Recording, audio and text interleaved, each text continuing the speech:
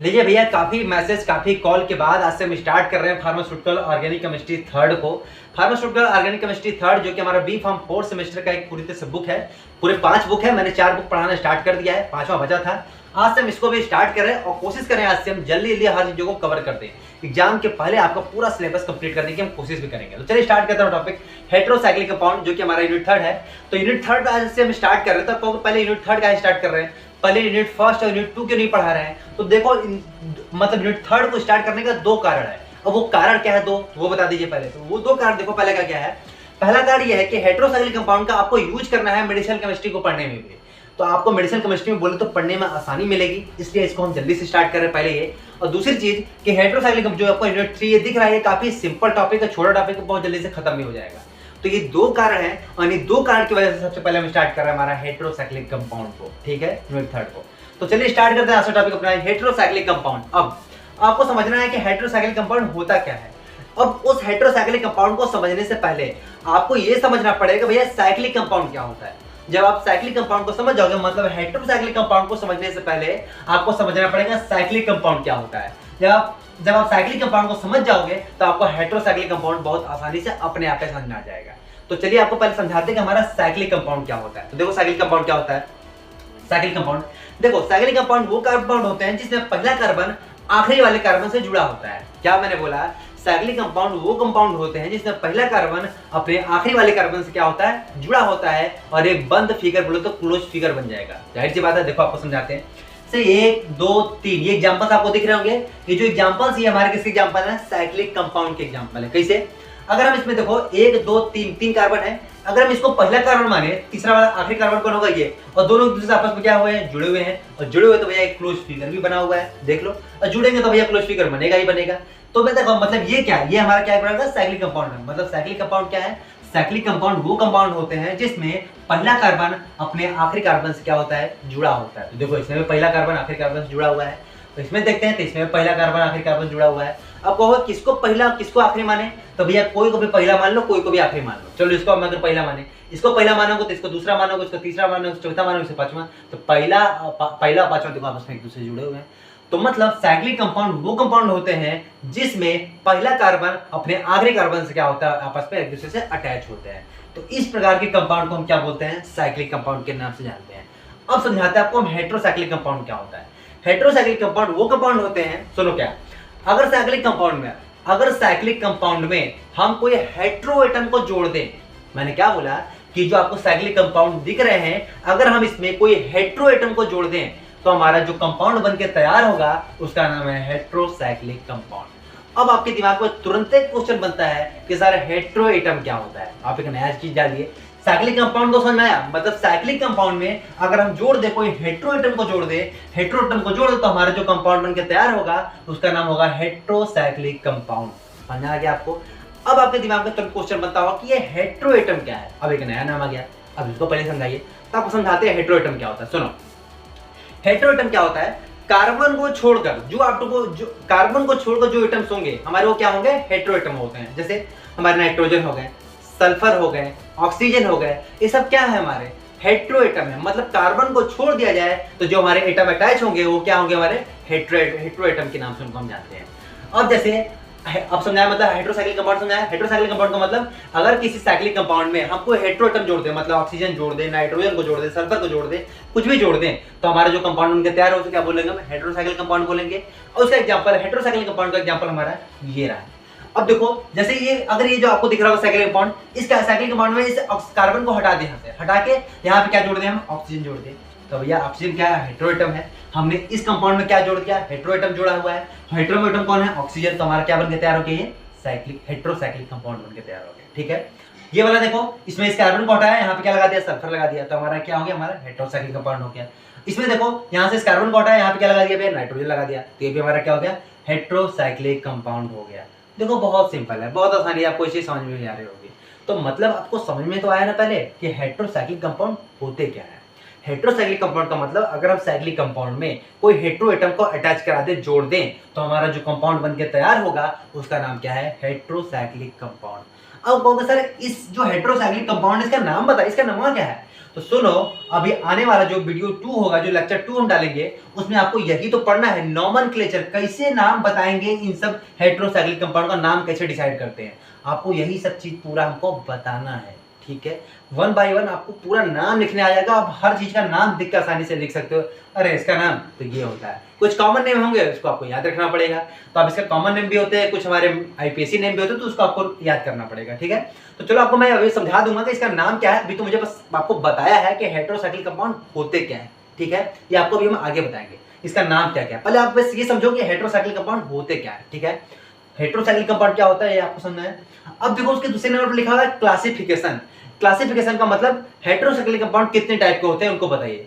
तो देखो heterocyclic compound कितने टाइप के होते हैं, आपको हम इस चीज को समझाने के लिए आपको हम चलते हैं पूरा, अपने क्या कर देते हैं, अपने एक नोट्स है, नोट्स पे आपको पूरी चीज को समझा देते हैं, क्योंकि ये जो टॉपिक है उसका क्लासिफिकेशन थोड़ा सा लंबा है, बार बार इस चीज पे करना थोड़ा आसान सही नहीं होगा। तो चलते हैं, आपको हम पूरी कॉपी पे काफी सिंपल लैंग्वेज में लिखी हुई है, आप उस चीज को देखिए, आपको 1 मिनट में बस देखोगे पूरा क्लासिफिकेशन अपने आप तैयार हो जाएगा। और काफी इंपॉर्टेंट क्वेश्चन है, पूछता भी 2 मार्क्स में, what is the definition of heterocyclic compound, बस 2 मार्क्स से पूछ देगा, बताओ भैया। तो समझ में आया ना आपको क्या होता है हेटेरोसाइक्लिक कंपाउंड, समझ में आ गया, तब आराम से लिख सकते हो। एग्जाम्पल दे देना, एग्जाम्पल दे दोगे, लिख दोगे, फिगर बना दोगे, समझ जाएगा भैया इसको सब कुछ पता है। ठीक है, रट्टा कुछ भी नहीं मारना, मैं बार बार मना करता हूँ, रट्टा नहीं मारना है, हर चीजों को समझो। जितना ज्यादा आप समझ रहे हो ना, आप जितनी ज्यादा चीजों को समझ रहे हो, और आप कोई चीज जितनी, जैसे हेटेरोसाइक्लिक कंपाउंड कहता है, आप उस चीज को समझ गए, तो इतना जान लो कि आप जब एग्जाम में बैठोगे ना, तो आपको कोई भी चीज को रट्टा मारने की जरूरत नहीं, एग्जाम टाइम में कोई रट्टा मारने की जरूरत नहीं है। हर चीज़ आपको बहुत आसानी से पता होगा, समझ होगा, एक अलग ही कॉन्फिडेंस लेवल होगा, एक अलग ही अपना एटीट्यूड होगा उस पेपर को सॉल्व करने में, और पेपर देने के बाद एक अलग ही कॉन्फिडेंस लेवल होगा आपको आगे की ओर पढ़ने में। नहीं लोग पेपर दे के आते हैं कुछ टेंशन में हो जाते हैं, अरे यार पता नहीं पेपर कैसा गया, अच्छा गया कि नहीं गया। तो डरने की कोई जरूरत नहीं, बस समझते चले जाओ हर चीज़ों को, आपका कॉन्फिडेंस लेवल इतना अच्छा होगा ना कि लास्ट टाइम एग्जाम में कहोगे है सब पता है, पढ़ने की तो जरूरत है नहीं, सब तैयार है, पढ़े तो है। तो ये कॉन्सेप्ट आपको अपने अंदर तैयार करना है। देखो आप 6 महीने नहीं पढ़े हो तो एक दिन के पढ़ने से कुछ नहीं होगा, और आपने वही चीज़ है कि आपने अगर आप एक दिन पढ़ रहे हो उस 6 महीने नहीं पढ़े हो तो भी कुछ नहीं होने वाला। ठीक है, तो मतलब घुमा फिरा के ये बोला जाए कि भैया आपको अभी से ही हर चीज़ों की तैयारी करनी होगी और हर चीज़ों को समझना होगा। जब आप हर चीज़ों को समझ के पढ़ोगे ना, आपको हर चीज़ें बहुत आसान लगने लगेगी। ठीक है, तो चलो अब इसका हम जो क्लासिफिकेशन है उसको हम चलते अपने नोट्स पे समझाने की आपको कोशिश करते हैं। चलिए चलते अपने नोट्स की तरफ। क्लासिफिकेशन को समझाने से पहले आपको मैं इसका थोड़ा सा डिफिनेशन जो है हेटेरोसाइक्लिक कंपाउंड का क्या होगा वो लिख लीजिए। तो लिखा हुआ है हेटेरोसाइक्लिक कंपाउंड्स आर दो cyclic compound which have at least 1 heteroatom, जिसके पास कम से कम एक हेटेरोएटम होना चाहिए हमारा, तो इसी को बोलते हैं हेटेरोसाइक्लिक कंपाउंड। अब ये हो गया इसका, देखो एग्जांपल, आप एग्जांपल दे देना, ये काफ़ी सिंपल शब्दों में लिखा हुआ है। अब हम चलते इसका क्लासिफिकेशन आपको समझाते हैं। तो अब भैया देखिए इसका क्लासिफिकेशन का मतलब हेटेरोसाइक्लिक कंपाउंड कितने टाइप के होते हैं। देखो किसी भी चीज़ को जब बांटा जाता है ना, तो बांटने कोई ना कोई कारण या बेस होता है। जैसे आपके घर में अगर पूरी सब्जी बट रही होगी तो बटने कोई ना कोई कारण होगा ना, हो सकता है बर्थडे पड़ा हो, शादी पड़ा हो, तेरह पड़ा हो, कोई ना कोई कारण होता है। तो जब हम क्लासिफिकेशन करते हैं हेटेरोसाइक्लिक कंपाउंड को हम बांटते हैं, तो बांटने के क्या क्या कारण है, तो बहुत ढेर सारे कारण हैं। तो जिसमें सबसे पहला कारण है हमने लिया हुआ है on the basis of aromaticity, aromaticity की बेस पे हमने हेटेरोसाइक्लिक कंपाउंड को बांटा हुआ है। तो ये 2 टाइप के होते हैं, कौन कौन सा, एक एरोमेटिक हेटेरोसाइक्लिक कंपाउंड और दूसरा होता है हमारा नॉन एरोमेटिक हेटेरोसाइक्लिक कंपाउंड। ठीक है, तो एरोमेटिक हेटेरोसाइक्लिक कंपाउंड क्या होता है, जो हमारा हकल रूल का क्या करते हैं, पालन करते हैं। आपने हकल रूल पढ़ा होगा 3rd सेमेस्टर में। तो ये कंपाउंड, ये सब कंपाउंड कौन है, एरोमेटिक हेटेरोसाइक्लिक कंपाउंड है। मतलब एरोमेटिक हेटेरोसाइक्लिक कंपाउंड और 2 cyclic compound which follow हकल rule, जो हकल रूल का पालन करते हो। ठीक है, नॉन एरोमेटिक हेटेरोसाइक्लिक कंपाउंड क्या होते हैं, तो नॉन एरोमेटिक हेटेरोसाइक्लिक कंपाउंड क्या होते हैं, नॉन एरोमेटिक हेटेरोसाइक्लिक कंपाउंड तो वो होंगे जो हमारे हकल रूल का पालन नहीं करेंगे, जैसे ये। तो एक तरीका हो गया हमारा on the basis of aromaticity, इसकी बेस पे बांटा है। 2 टाइप के, एक ये और एक ये। अब हमारा जो दूसरा तरीका है जिसके दूसरे बेस पे बांट रहे हैं उसका नाम है on the basis of ring on the basis of ring मतलब रिंग में कितने आइटम हैं उनके बेस पे हम बांट रहे हैं। तो देखो, तो पहला क्या है, पहला है 3 मेंबर्ड रिंग। 3 मेंबर रिंग में क्या होगा, जिसमें अ रिंग कंटेन्स 3 एटम, जिसमें कम से कम 3 एटम होंगे हमारे। देखो 3 एटम को जैसे आपको समझाते हैं सिंपल शब्दों में, जैसे देखिए एक हमारा ये दिख रहा होगा, एक कार्बन 2 कार्बन, यहाँ पे देखिए 3, 1 2 3 हमारे एटम दिख रहे होंगे आपको, 2 कार्बन 1 नाइट्रोजन। ठीक है, यहाँ पे 3 एटम दिख रहे हैं। तो यहाँ पे यही मैंने बोला ना 3 मेंबर होने चाहिए। देखो इसमें भी 3 मेंबर है, इसमें भी 3 मेंबर है। ठीक है, तो मतलब 3 मेंबर्स का मतलब कि उस रिंग में कितने मेंबर्स होंगे, 3 मेंबर्स होंगे। तो देखो और क्या है उसमें, तो उसको भी बांटा गया है हमने। तो देखा हुआ है कि 3 member ring with ring with one heteroatom, मतलब जिसमें क्या होता है वन हेटेरोएटम। देखो 3 मेंबर रिंग में अगर वन हेटेरोएटम लगा दो तो हमारा बन जाएगा 3 member ring with one heteroatom. वही चीज़ है 3 मेंबर रिंग विथ 2 हेटेरोएटम, तो वही हमको क्या करना है 3 मेंबर रिंग में 2 हेटेरोएटम लगा दो तो हमारा ये हो जाएगा। बहुत सिंपल है, मतलब 3 मेंबर रिंग को भी बांटा गया है। तो कौन कौन से पहला है 3 member ring with one heteroatom और 3 मेंबर रिंग विथ 2 हेटेरोएटम। काफ़ी सिंपल शब्दों में फिगर बना हुआ है, बहुत आसान शब्द से बना सकते हो। फिर दूसरा था हमारा 4 मेंबर रिंग के रूप में। तो देखिए इसमें क्या होगा 4 आइटम होंगे, जिसमें 4 आइटम्स कंटेन होंगे। देखो भैया 1 2 3 4 आइटम कंटेन है, इसमें भी 4 आइटम कंटेन है, इसमें भी 4 आइटम कंटेन है। तो इसमें 4 मतलब अब इसके भी 2-3 टाइप में बांटा गया, इसको भी देख लेते हैं कौन सा। तो 4 member ring with 4 one heteroatom. तो इसमें भैया अगर हम मतलब 4 मेंबर रिंग को भी 3-4 भागों में बांटा गया है। तो पहला भाग क्या है 4 member ring with one heteroatom, जिसमें 1 हेटेरोएटम लगा होगा। देखो इसमें सब में 1 हेटेरोएटम लगा हुआ है। इसमें 2 हेटेरोएटम लग जाएगा तो 2 ठो लगा देना है। देखो 2 ठो लगा हुआ है। और तीसरा में क्या 3 हेटेरोएटम लगा देना है, 1 2 3 1 2 3 1 2 3 3 हेटेरोएटम लगा देना। तो काफ़ी सिंपल शब्दों में यहाँ पे हेटेरोएटम भी हमारे लगे हुए हैं, ठीक है। अब 4 मेंबर रिंग है तो हमारा 5th मेंबर रिंग भी आ जाएगा। तो देखिए 5th मेंबर रिंग क्या है, तो इसमें क्या होगा 5 आइटम्स कंटेन होंगे। तो देखिए 1 2 3 4 5 है, ये भी 5 1 2 3 4 5 हो जाएंगे। अब इसके भी कुछ टाइप्स है, तो देखो कौन कौन सा।